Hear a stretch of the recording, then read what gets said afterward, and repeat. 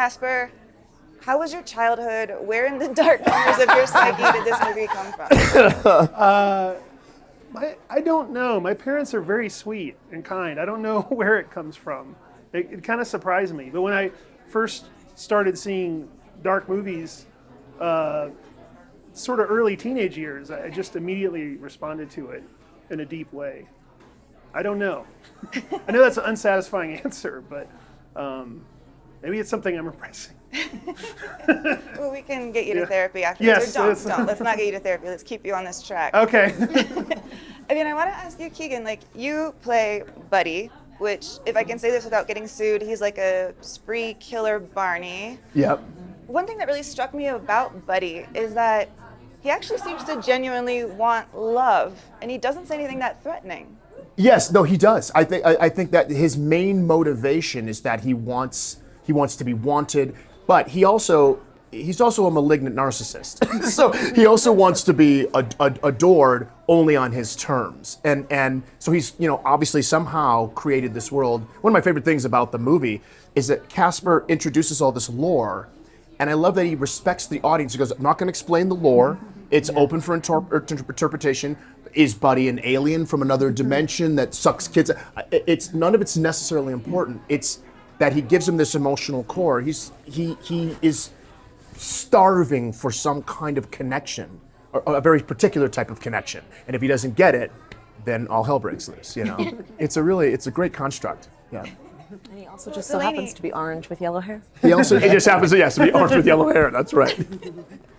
Well, Delaney, you have the most scenes against Buddy. You also have the most harrowing scenes, I would say, against Buddy.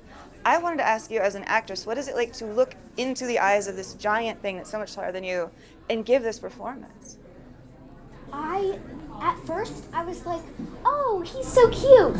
And then as we went on into filming the movie, I was like, oh, he's not very cute anymore. I was like, oh, he's just a little cuddly stuffed animal.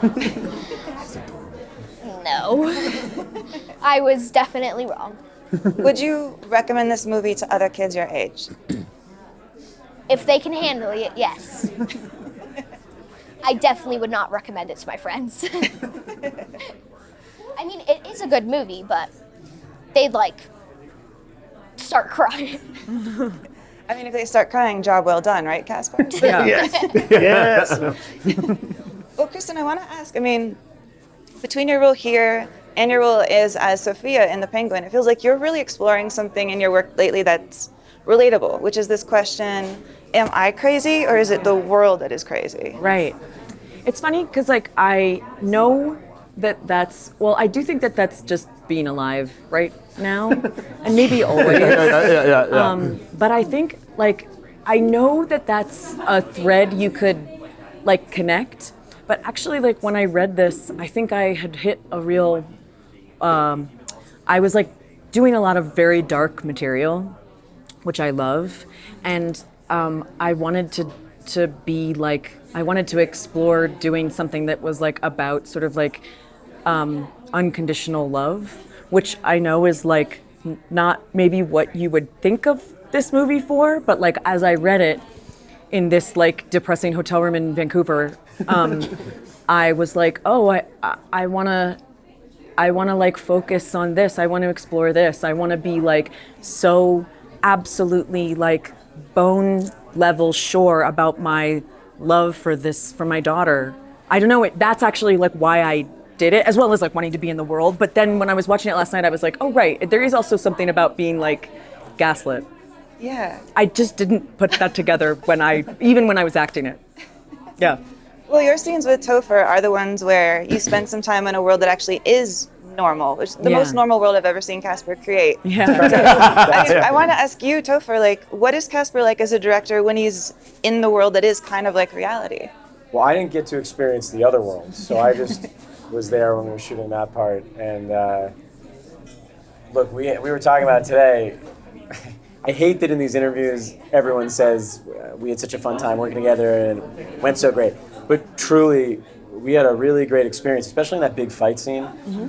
And we kind of just all brought different things to it, and it was like my favorite way to work, which is everyone participated. We talked about it over lunch, and we went in and shot. It felt so real. I actually told my wife last night on the phone, Casper, I was like, oh, you're not going to like this part where the husband and wife get into a fight. It's going to be too... I mean, she's the only one who's probably seen me like that. I mean, it is sad that you didn't get to step into the fantasy world. But for everybody who got to have the cool, fun experience of getting to do that, I mean, I'm a huge fan of Casper's work. Yule Log, you know that I love your work on the Yule Log. Tell me, what of like this amazing world building, this set, these props, these constructions, did you have any little detail of being on that set that was your favorite thing? Anyone? Anyone. Or did you ask? Anyone. You go first. Okay.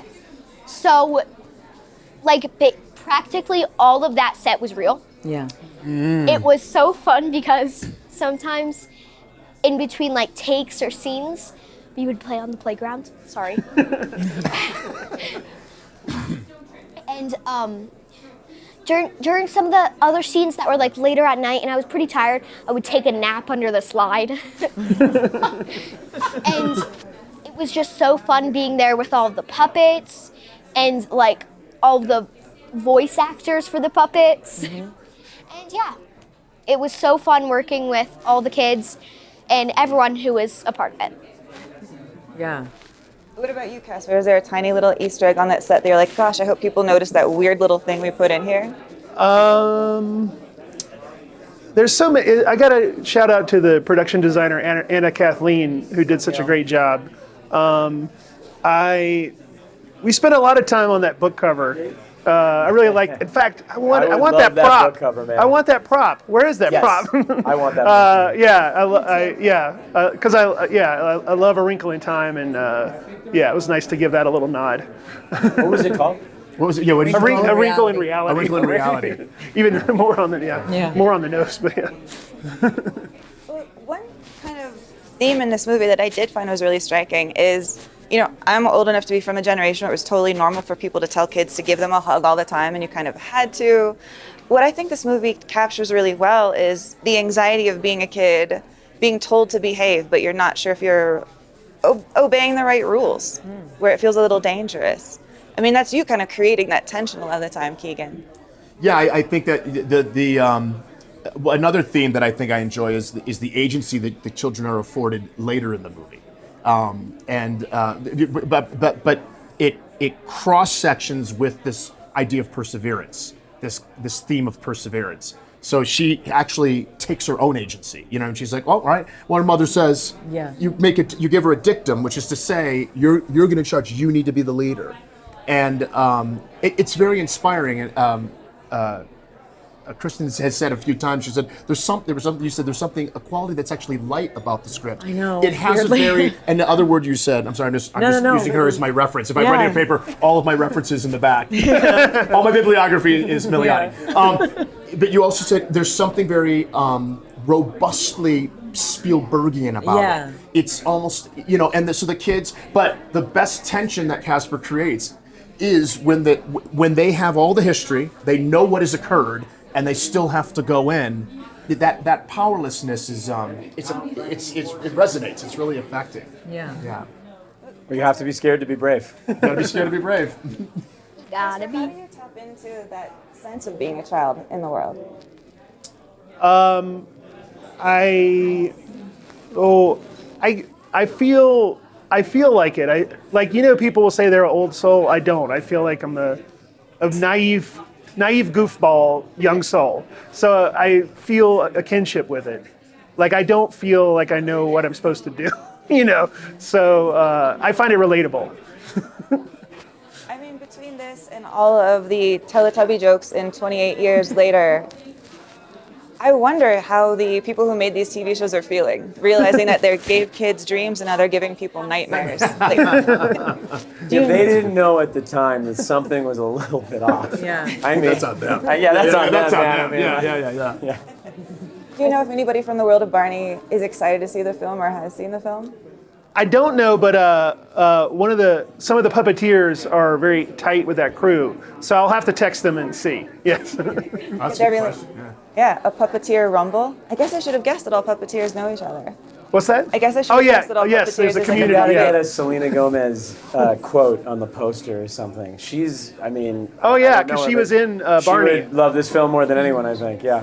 I forgot she was in Barney. He's a Barney kid. There Yeah. was one of the stand-ins.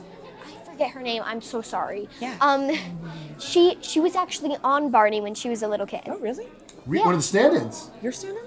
Yeah. Oh wow. Or wait, one of the kids. I can't remember. Yeah. They all like switch places. Yeah. But she had professional Barney experience. Yeah, she was actually on the show. Whoa. I wonder what that must be like for her to go from the normal world to the weird world. Zero difference. Yeah. Well, before we wrap up, I just have to ask you guys a promise, which is, will you promise to leave Miss Rachel alone? Because I love her. I do not want like a horrible Miss Rachel horror film out in the world. Oh.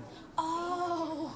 Yeah, Miss Rachel's crushing it. Yeah. I don't think she's at risk for becoming a No. horror film. She could only become like a beacon of light hero film. And Mr. Rogers, we'll leave him alone. And yeah. Mr. Rogers, Yeah. they feel Good guy. very kindred to me. Like, I don't know. I mean, I guess you can make a horror film out of anything, but she'll be left alone. Okay.